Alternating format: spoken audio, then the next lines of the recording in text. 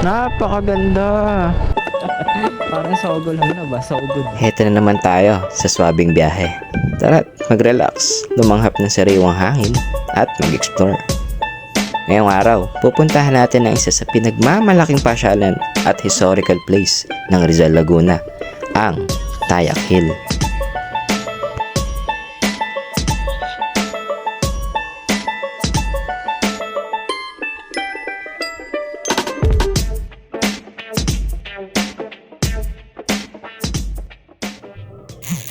Bago simulan ng biyahe, syempre dasal muna para 99% safe sa kalsada. Di mawawala sa amin to malayo man o malapit ng pupuntahan. Alas 5 na ng umaga kami umalis para masulyapan ng putok ng araw at para di rin kainitan pagdating sa destinasyon. Pinultang na din namin si Tisay para dire-diretso na backpack. Tapos withdraw muna saglit kasi naalala ko wala pala kaming dalang cash. Mga ilang minuto lang nakalipas, narating na namin tong Los Baños. Sa mga oras ito, napansin ko malambot pala ang gulong ko sa likod. Kaya palang bigat ng takbo namin. Kaya nag-stop over muna kami para magpahangin. At after nyan, arangkada na naman. Mga alas 6 na mahigit ng umaga nang marating namin tong isa sa pinakagusto kong daanan sa parte ng Carlan.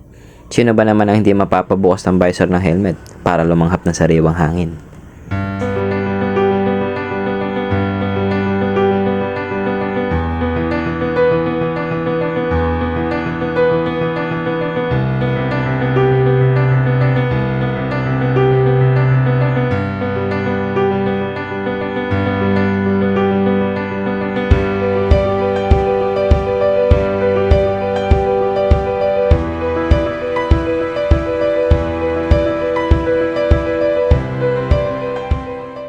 Matapos ang ilang kilometrong biyahe, narating din namin ng Rizal, Laguna. Pasado alas 7 na ng mga oras na yan kaya maganda na ang silip ng araw.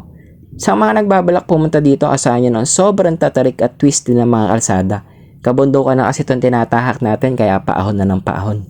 Doble ingat na lang din dahil sa maikipot at halos di kita ang kasalubong kaya sinasuggest ko na gumamit kayo ng busina kada kurbada para aware ang kasalubong nyo na paparating kayo.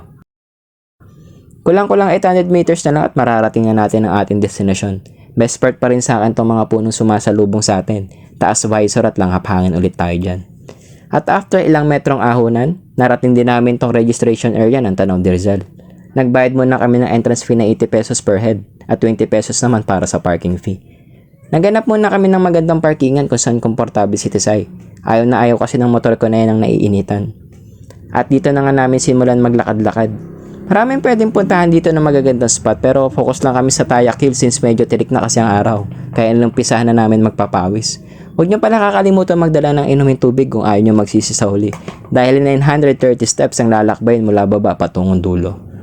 Habang pataas ng pataas, magagandang view na ang tumatambad sa amin kaya hindi ko masyadong ramdam ang pagod. Ewan ko na lang sa kasama ko. At matapos ang ilang hakbang patungong tuktok, ito na ang bumungad sa amin. Ang swabing view sa Tayak Hill.